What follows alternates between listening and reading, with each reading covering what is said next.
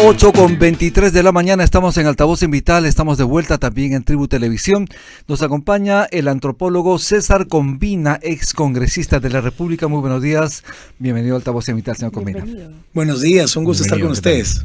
En principio, la presidenta Dina Boluarte lo ha señalado ya la necesidad de aplicar pena de muerte para violadores de menores.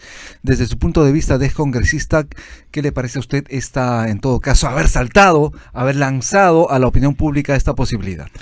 Yo estoy a favor, pero no quiero que la gente se distraiga, y creo que eso es lo que sentimos, que este momento donde se ha lanzado esta propuesta por parte de Dina Boluarte, no es que Dina Boluarte esté a favor de los peruanos y en contra de los violadores. Dina Boluarte está a favor de su cortina de humo, y esto es una cortina de humo.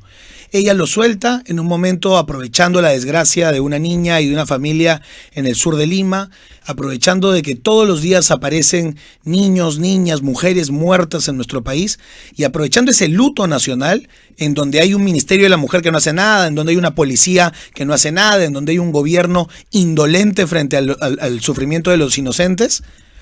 Se le ocurre lanzar la cortina de humo. Entonces, yo le pediría a todos los peruanos que estamos a favor de la pena de muerte para violadores de niños, que no nos distraigamos, que sigamos siendo fiscalizadores contra Dina Boluarte y que mantengamos nuestra posición firme, porque Dina Boluarte nunca ha creído en la pena de muerte para violadores, porque ha defendido a personas vinculadas a la violación. Si no, pregúntele a todos los amigotes de Perú Libre que defendió, entre ellos Bellido, denunciados por abuso sexual.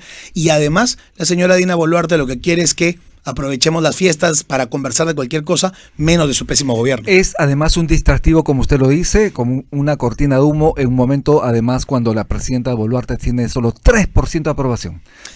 Yo diría que yo me atrevería a ser más radical que eso. Los que hemos visto algunas estadísticas en nuestra vida, los antropólogos, sociólogos, politólogos, sabemos que hay un margen de error. Y el margen de error en estas encuestas, fuera de momento electoral, es aproximadamente 3-4%. Exacto. Por lo cual la señora está dentro de un margen de error. O sea, podría ser perfectamente 0.3 o podría ser perfectamente 3. Para mí es menos de 1%. Pero no pasa nada, es decir, no tiene apoyo de la ciudadanía. De alguna manera en el Congreso existe ese contubernio para mantenerla en el poder. ¿Qué hacer a futuro? Bueno, primero hay que aprender a que tenemos que votar bien. Y la ciudadanía no puede en estos momentos lavarse las manos y decir nadie eligió a Dina. Sí la eligieron.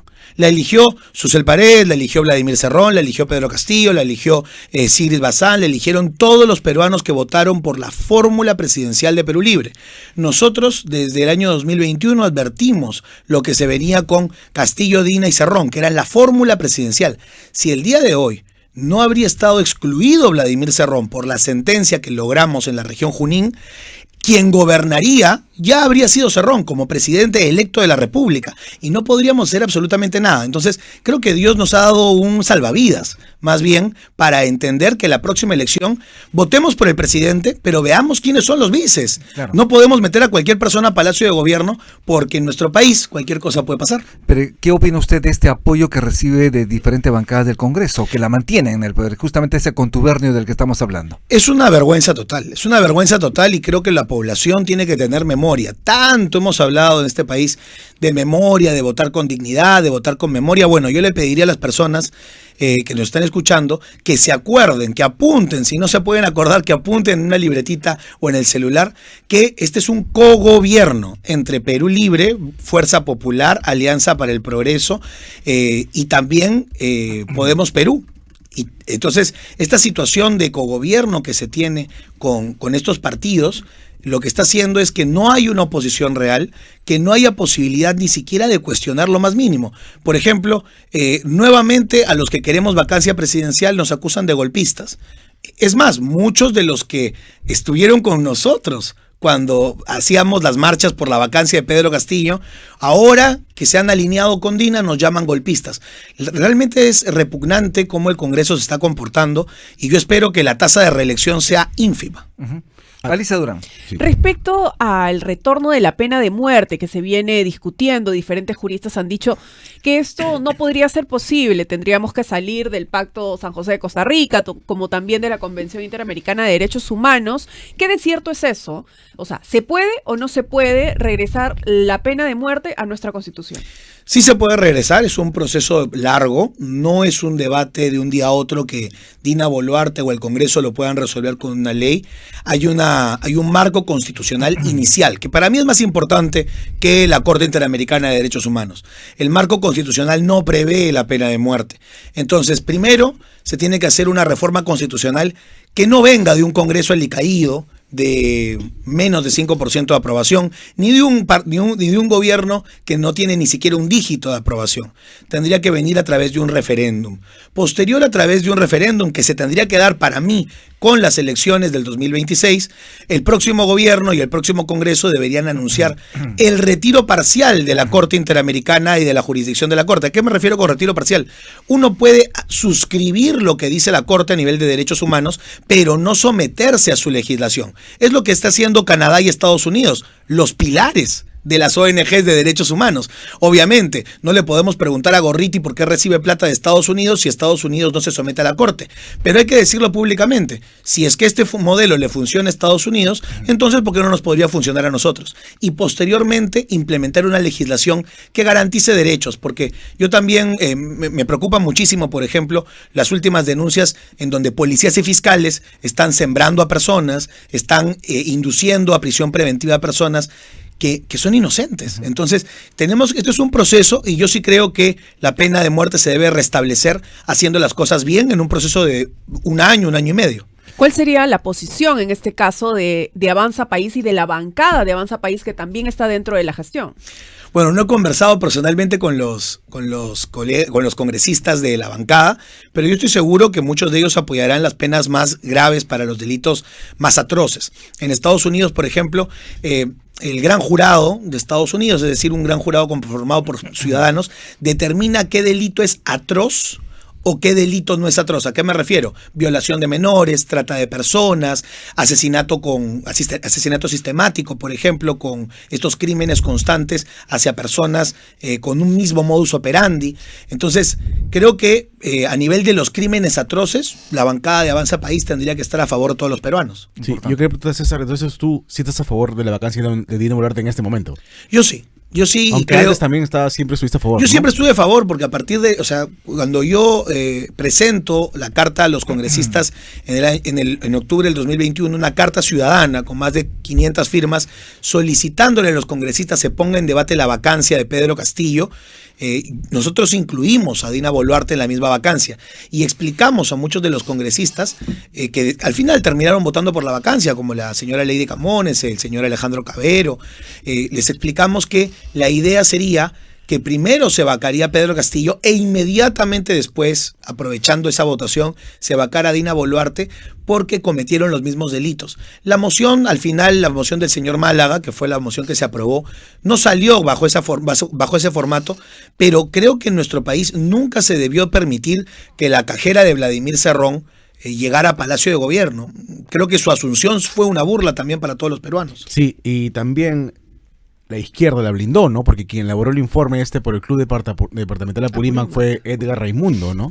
Un paisano mío, Edgar Raimundo, que nace políticamente con Ollanta Humala, que también fue congresista cuando Vladimir Cerrón estuvo de gobernador y no hizo absolutamente nada por defender a la región, justamente por una alianza política, y que ahora vuelve a blindar a alguien de su misma ideología política, alguien de izquierda, ¿no? La blindó por un crimen cometido, un crimen que nunca debió dejarse pasar desapercibido. Creo que el pueblo de Apurímac sabe lo que hizo Dina Boluarte en el Club Apurímac y bueno, gracias a él se permitió y se le dio cabida para poder ingresar. Pero no solo gracias a él, sino también hay que recordar que parte de la bancada de Perú Libre, parte de la bancada de, en ese momento, Cambio Democrático, que era Susel Paredes, con Sigrid Bazán. Los que ahora piden la vacancia. Los que ahora piden la vacancia estuvieron aplaudiendo como focas en el Congreso cuando ella fue nombrada presidenta. Votaron por la vacancia de Pedro Castillo, no se atrevieron a presentar una segunda moción de vacancia, y cuando Dina Boluarte era ministra de Inclusión Social, estaban felices porque la izquierda cogobernaba junta. Lamentablemente, la hipocresía caviar y la hipocresía de izquierda los hace, pues, en estos momentos mostrar su verdadera cara. Pero en ese sentido, es importante más vacar ahora, Dina, un año de las elecciones y de campaña electoral, que antes por el resto de denuncias que ha tenido Dinámicos del Centro, el caso del cofre, tiene el caso Rolex, los Waikis, hay tantos casos que se le ha, que sí han sido de real importancia, porque estamos hablando de delitos de la mandataria versus ahora vacarla por una rinoplastia. Mira, yo quiero hacer una diferencia porque creo que algunos estamos debatiendo la forma y algunos debatiendo el fondo.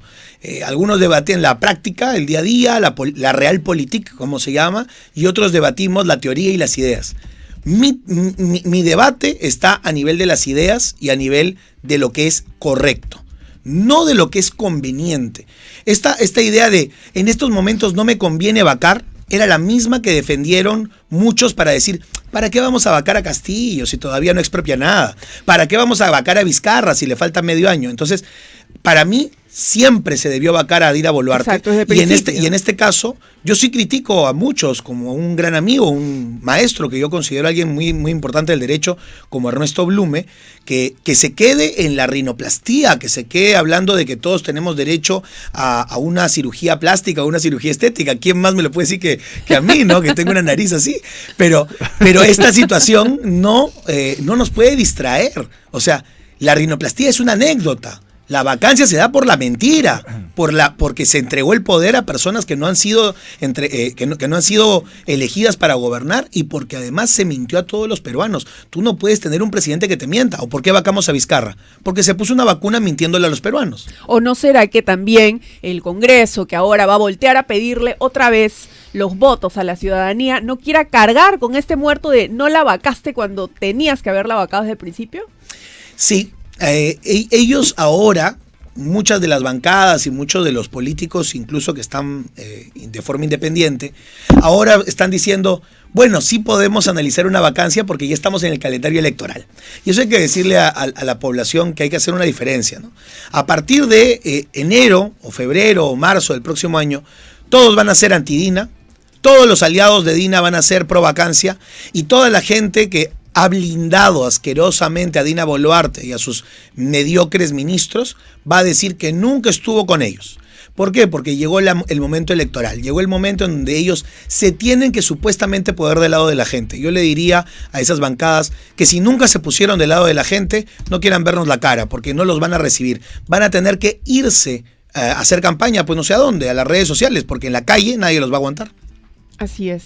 Estamos en Altavoz en Vital 91.1 FM de tu dial y también estamos en Tribu Televisión. En un momento, señor Combina, usted señaló la posibilidad de que en las próximas elecciones haya una suerte de consulta ciudadana, un referéndum para que la gente decida si procede o no pena de muerte. ¿Usted cree que estamos preparados para una situación así? ¿Es posible utilizar en todo caso, ese padrón electoral para también preguntarle sobre esto cuando sabemos que habrá una gran cantidad de candidatos a la presidencia en su momento? Mira, yo creo que tu pregunta es muy importante porque muestra que en la desgracia puede haber una oportunidad. ¿A qué me refiero? La crisis de representatividad que vamos a tener y la crisis de fragmentación política que vamos a tener va a ser atroz. 40 candidatos presidenciales como mínimo, con cada uno 160 candidatos a diputados y senadores, más 5 parlamentarios andinos, es decir, todo el Perú va a estar empapado, empapelado, pintarrajeado de propaganda política. Pero todos los que hemos vivido, tanto como candidatos como ciudadanos de una campaña política, vemos que los candidatos no se diferencian en nada. Es decir, todos prometen más educación, más salud, más seguridad. Nadie dice nada de cómo lograrlo y nadie dice nada sobre sus ideas y nadie dice nada de cómo ser diferente al otro. Todos quieren ser del tibio centro. Entonces nadie se quiere definir. Yo creo que poner una consulta popular sobre la pena de muerte para violadores y pedófilos podría ayudar a que los partidos se definan. Claro. Y podría ayudar a lograr un mínimo de unidad. ¿Se imaginan que los candidatos que pasen a segunda vuelta lleguen a 10% y a 15%, que sería un buen escenario, pero se apruebe la pena de muerte por 98%? Eso quiere decir que al menos los peruanos nos podríamos unir en algo. Entonces, creo que sí es una buena oportunidad y ojalá que se ponga no solamente este tema. A mí me gustaría poner, por ejemplo, también otros temas a debate, como por ejemplo la reinstauración de la revocatoria y nuevas elecciones plenas para autoridades municipales y regionales y algunos otros que estén en el tintero, porque muchos de los congresistas no quieren que se toquen algunas votaciones, como incluso se podría volver a someter a votación la posibilidad de la bicameralidad, en la cual muchos estamos en contra. Hoy el Pleno del Congreso ha reagendado el dictamen que fiscaliza las ONGs. ¿Para cuándo lo ha pateado? Ya esto no se va a poder revisar, la legislatura termina ya el viernes 15 de diciembre, esto se va a tener que ver el próximo año. Lamentablemente el Congreso peca, avanza con una mano y destruye con otra mano lo que avanza. La ley de fiscalización o de transparencia de las ONGs es una ley necesaria. No necesaria porque César combina o porque alguien lo quiera. Necesaria para adecuarnos a la legislación de la OCDE, que tanto quieren algunos que el Perú se parezca a los países de la OCDE. Los países de la OCDE son los países más importantes del mundo, que son los principales cooperantes internacionales. Ellos, como Alemania, Canadá, Estados Unidos, Italia y España, tienen una legislación muy robusta sobre financiamiento de ONGs y fundaciones. Tú no puedes meter plata del narcotráfico. Tienen formas de detectar a los colaboradores, a los donantes. Tienen formas de informar. Si tú pusiste €1, te informan a fin de año a dónde se fue ese euro. Cuánto porcentaje se fue a pagar sueldos, cuánto porcentaje se fue a alquilar oficinas, cuánto porcentaje realmente se fue a la gente pobre. Entonces, modelos como el que aplica, por ejemplo, Cáritas del Perú, es un modelo exitoso. ¿Por qué? Porque viene justamente fiscalizado con una norma. Aquí los dueños de las ONGs, porque no son participantes voluntarios, los dueños de las ONGs se han vuelto millonarios con la industria de la pobreza y los derechos humanos. Esto hay que regularlo porque hay mucha plata indebida metida. Entonces, lamentablemente el Congreso ha pateado esto al próximo año y hay que explicarle a la población que, claro, como la fiscalización viene de una forma anual, si esta ley es aplicada o aprobada a partir de abril del próximo año, entraría en vigor recién el 2026. Es una pena porque a mí me habría encantado que empiece a partir del 2025. Bien, muchísimas gracias, señor César Combina. Gracias por estar en Altavoz en Vital. Mil gracias, que Dios los bendiga y si no nos vemos pronto, felices fiestas. Muchísimas gracias. Estuvimos con el antropólogo César Combina, ex congresista de la República. Haremos una breve pausa y retornamos. Ya volvemos. Ya volvemos.